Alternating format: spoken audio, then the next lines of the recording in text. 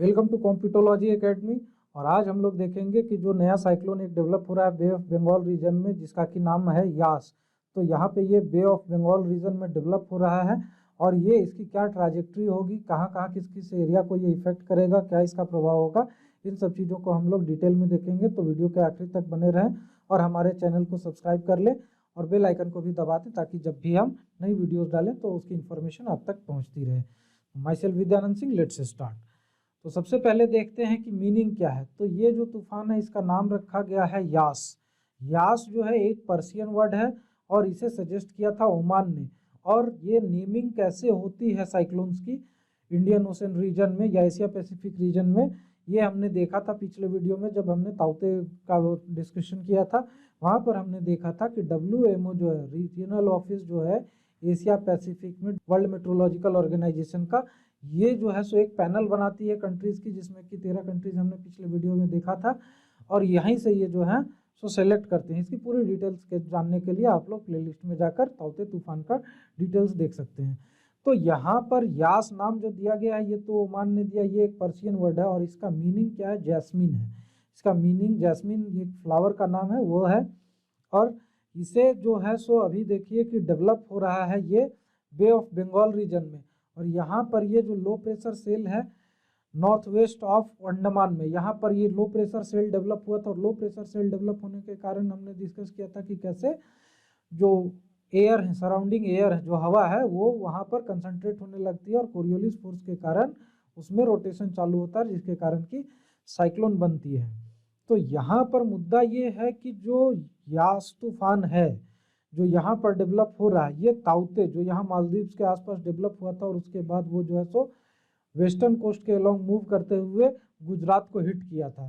तो ये जो है उतना सीवियर नहीं था जैसा कि IMD जो बता रही, इंडियन मेट्रोलॉजिकल डिपार्टमेंट का जो अनुमान है, जो इनकी कैलकुलेशन है, उसके हिसाब से ये कह रहे हैं कि यास जो है यहाँ पे ये ज़्यादा डिस्ट्रक्टिव होगा, ज़्यादा सीवियर होगा, इससे ज़्यादा डिस्ट्रक्शंस फैलेगी। तो ये इनका कहना क्यों है, तो यहाँ पर भी इसके पीछे एक ज्योग्राफिकल रीजन है।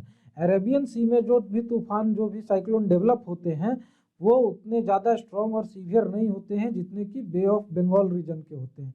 तो यहाँ पे बे ऑफ बंगाल रीजन में डेवलप होने वाले जो तूफान है अरेबियन सी से ज़्यादा सीवियर होने का एक रीज़न है ज्योग्राफिकल, वो ये है कि सी सरफेस टेम्परेचर, जो एवरेज सी सरफेस टेम्परेचर किसी भी सीजन में अरेबियन सी का होता है वो कम होता है बे ऑफ बंगाल के टेम्परेचर से। यहाँ पर बे ऑफ बंगाल का एवरेज सी सरफेस टेम्परेचर किसी भी सीजन में 1 से 2 डिग्री सेल्सियस ज़्यादा होता है। अब 1 से 2 डिग्री सेल्सियस जब टेम्परेचर ज़्यादा होगा सी सरफेस का, तो यहाँ पर जो है सो एयर प्रेशर भी ज़्यादा कम हो जाएगा। अब एयर प्रेशर जो है, जो बैरोमेट्रिक प्रेशर है वो कम होगा बे ऑफ बंगाल में, तो यहाँ पर जो लो प्रेशर सेल है वो भी ज़्यादा स्ट्रॉन्ग क्रिएट होगा। और लो प्रेशर सेल ज़्यादा स्ट्रॉन्ग क्रिएट होने के कारण क्या होगा कि यहाँ पर जो एयर मूवमेंट होगा, विंड मूवमेंट होगा टुवर्ड्स द डिप्रेशन, डिप्रेशन की तरफ जो भी हवाएं मूव करेंगी वो ज़्यादा स्पीड में करेंगे और जिसके कारण कि ज़्यादा स्ट्रॉन्ग साइक्लोन बनेगा। तो सबसे बड़ा मुद्दा यहाँ पर स्ट्रॉन्ग साइक्लोन्स बनने का ये है कि यहाँ पर सी सरफेस टेम्परेचर का जो डिफरेंस है वो फेवर करता है कि कैसा जो है सो इस रीजन में साइक्लोन बनेगा, कितना सीवियर होगा। तो यहाँ पर सीवियरिटी अरेबियन सी से बे ऑफ बंगाल के साइक्लोन्स की बढ़ जाती है। दूसरी चीज़ क्या है कि यहाँ पर आप देखेंगे कि इस रीजन का सी सरफेस टेम्परेचर आखिर ज़्यादा होता क्यों है। तो यहाँ पर देखिए ये जो सी है, यहाँ पर आप नीले रंग से देख रहे हैं कि जो पूरा ओशन का जो है सो पार्ट दिखाया गया है। यहाँ पर सबसे बड़ी बात क्या है कि ये जो है सो ओपन सी है, ठीक है, ओपन सी है इन द सेंस कि देखिए यहाँ पर आप लोग देखेंगे एक तो इसका पार्ट बे ऑफ बंगाल का छोटा है, दूसरी चीज़ क्या है कि लैंड एरिया यहाँ पर ज़्यादा है, इंक्लोज्ड ज़्यादा है। तो उसके कारण यहाँ पर क्या होता है कि mixing of water, bay of Bengal region में मिक्सिंग ऑफ वाटर, यानी कि जो ठंडा पानी और गर्म पानी का जो मिक्सिंग होता है जिससे कि टेम्परेचर को फर्क पड़ता है सी सरफेस टेम्परेचर को, वो कम होता है। और यहाँ पर अरेबियन सी में ये देखिए खुला खुला सा है, तो यहाँ पर नॉर्थ टू साउथ और साउथ टू नॉर्थ, चाहे फिर लेफ्ट राइट, ये ईस्ट वेस्ट जो भी है, ये जो मिक्सिंग ऑफ वाटर है काफ़ी इजीली होता है। और विंड स्पीड जो है सो यहाँ पर ऑब्स्ट्रक्शंस, लैंड ऑब्स्ट्रक्शंस कम होने के कारण विंड स्पीड भी यहाँ पर ज़्यादा होती है, जिसके कारण कि टेम्परेचर लॉसेस ज़्यादा होते हैं बे ऑफ बंगाल के कंपैरिजन में। तो ये सब मेजर रीजन्स है जिसके कारण कि बे ऑफ बंगाल का टेम्परेचर, एवरेज टेम्परेचर किसी भी सीजन में 1 से 2 डिग्री सेल्सियस तक ज़्यादा होता है, जिसके कारण कि यहाँ पर ज़्यादा सीवियर साइक्लोन्स डेवलप होते हैं। अब देखिए कि जो ट्राजेक्ट्री है, जो मूवमेंट है, पाथ है, वो यास साइक्लोन का कैसा रहेगा। तो यहाँ पर आईएमडी ने 2 जो प्रोजेक्शंस दिए हैं, ये दोनों आप देख रहे हैं। यहाँ पर एक प्रोजेक्शन जो पहला है, इसमें जो है सो आप देख सकते हैं कि ये उड़ीसा और बंगाल के बॉर्डर के आसपास में जो है सो इंडियन कोस्ट को हिट करेगा। और दूसरी जो है ट्राजेक्ट्री, उसमें आप देख सकते हैं कि ये बे ऑफ बंगाल से मूव करते हुए वेस्ट बंगाल को हिट करेगा। तो यहाँ पर वेस्ट बंगाल और बांग्लादेश के बॉर्डर के आसपास जो है सो ये सेकेंड ट्राजेक्ट्री में हिट करेगा। और दोनों ही केसेस में जो है सो नुकसान इंडिया में होना ही होना है, क्योंकि यहाँ पर एक तो सीवियरिटी ज़्यादा है जैसा कि हमने देखा। दूसरी चीज़ क्या है कि जब भी लैंडफॉल होता है किसी भी साइक्लोन का, तो वहाँ पर बहुत हेवी डाउनपोर होता है, बहुत हेवी रेनफॉल होता है, बारिश बहुत तेज होती है, जिसके कारण कि वहाँ पर फ्लड के कंडीशंस डेवलप हो जाते हैं। दूसरी चीज़ क्या है कि यहाँ पर विंड स्पीड जो है सो बहुत ज़्यादा होती है। विंड स्पीड जो है तो पिछले वीडियो में हमने देखा था कि 80 किलोमीटर पर आवर से लेके 250 किलोमीटर पर आवर तक की जो है सो विंड स्पीड इसकी जा सकती है। तो इतनी हाई विंड स्पीड में आपको पता है कि बड़े बड़े पेड़, बिल्डिंग्स, जो इंफ्रास्ट्रक्चर्स हैं, बिजली के खंभे, कुछ भी डिस्ट्रॉय हो जाते हैं। और ऐसा हमने पहले के जो भी साइक्लोन्स आए हैं, फनी हो गया, चाहे बहुत सारे साइक्लोन्स आए हैं, उसमें हमने ये चीज़ें देखी भी है कि ऐसा होता रहा है इंडिया में। तो ये जो है डिस्ट्रक्शंस यहाँ पर बहुत ज़्यादा होने वाली है। इसके लिए अलर्ट भी जारी कर दिया गया है। कोस्टल डिस्ट्रिक्ट्स को ऑलरेडी अलर्ट जारी कर दिया गया है। उड़ीसा गवर्नमेंट ने जो 14 डिस्ट्रिक्ट्स हैं, टोटल उड़ीसा में 30 डिस्ट्रिक्ट्स हैं, उसमें से 14 डिस्ट्रिक्ट को एडवाइजरी जारी कर दी गई है कि आप लोग प्रिपेयर्ड रहें, जो साइक्लोन है उसकी सीवियरिटी ज़्यादा हो सकती है।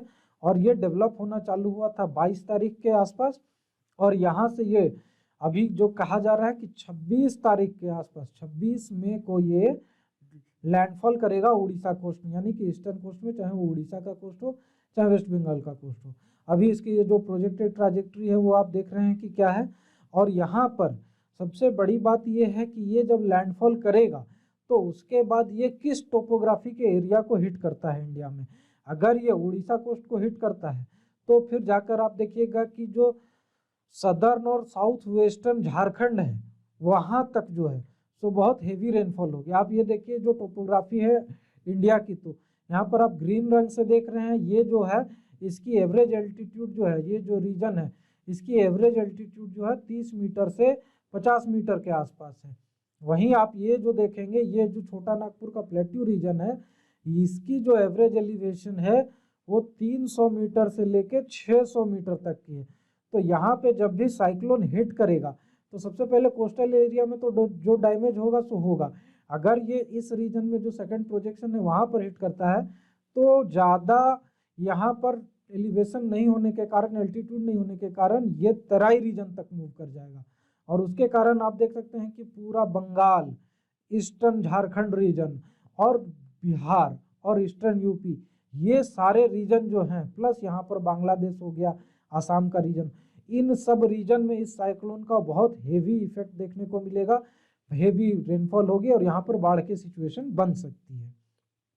दूसरी प्रोजेक्शन में जो है यहाँ पर ये अगर उड़ीसा कोस्ट को हिट करता है तो उड़ीसा कोस्ट को हिट करने के कारण क्या होगा कि ये फिर यहाँ पर प्लेट्यूज रीजन में, जो साउथ ईस्टर्न रीजन जो है प्लेट्यूज का, यहाँ पर ये जो है सो पहुँचेगा। और यहाँ पर जब पहुँचेगा तो जो प्लेट्यूज का एलिवेशन है उसके कारण जब विंड आएगी तो विंड की जो है सो कन्वेक्शनल अपलिफ्टमेंट होगी, ओरोग्राफिक अपलिफ्टमेंट होगी। ओरोग्राफिक अपलिफ्टमेंट किसको कहते हैं? जब भी कोई ऑब्स्ट्रक्शन से, कोई रुकावट से टकरा कर जब हवा ऊपर की ओर बढ़ती है तो उसको ओरोग्राफिक कहते हैं। और ओरोग्राफिक ऑब्स्ट्रक्शन यहाँ पर होगी जो वो होगी प्लेट्यूज रीजन, यानी कि जो छोटा नागपुर पठारी क्षेत्र है वो।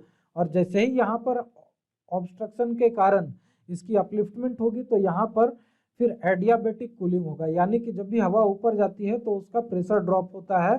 और प्रेशर ड्रॉप होने के कारण जो है सो उसमें जो भी मॉइस्चर है वो कंडेंस हो जाएगा, वो भाप जो है वो पानी में तब्दील हो जाएगा, बादल में तब्दील होगा, ड्रॉपलेट्स में। और उसके बाद यहाँ पर बहुत हेवी बारिश होगी। और ये रीजन हम लोग जानते हैं कि यहाँ पर अगर साउथ ईस्टर्न रीजन में कहीं पे भी अगर बारिश होती है तो यहाँ पे सबसे बड़ी दिक्कत आएगी फिर देखने के लिए उड़ीसा में। यहाँ पर जैसे ही बारिश होगी तो यहाँ पे आप जानते हैं कि बहुत सारी नदियाँ जो हैं, स्वर्णरेखा नदी हो गई या फिर आपकी महानदी हो गई, और इन सब की जो साउथ कोयल नदी है, इन सारी नदियों की बहुत सारी जो है सो पानी सीधा उड़ीसा एंटर करेगा और ईस्टर्न झारखंड और वेस्ट बंगाल के रीजन में एंटर करेगा, और उसके कारण यहाँ पर जो है तटीय क्षेत्र में जो निचले क्षेत्र हैं वहाँ पर बाढ़ की परिस्थिति उत्पन्न हो जाएगी और इससे बहुत तबाही हो सकती है। तो आगे फिर हम लोग देखेंगे कि क्या इसके सिचुएशन बनते हैं, क्या कहाँ पर हिट करता है ये साइक्लोन, और जो भी उसके बारे में फिर डेवलपमेंट होगी इसके लिए मैं आपको इन्फॉर्म करता रहूँगा। और हमारे सोशल मीडिया हैंडल्स पर हमें आप फॉलो करें, हमारे वेबसाइट पर आप कोर्स ज्वाइन कर सकते हैं, हमारे चैनल को सब्सक्राइब करें और बेल आइकन को दबा दें ताकि जब हमने वीडियो डालें तो आपको नोटिफिकेशन मिलते रहे। Thank you very much and have a nice day.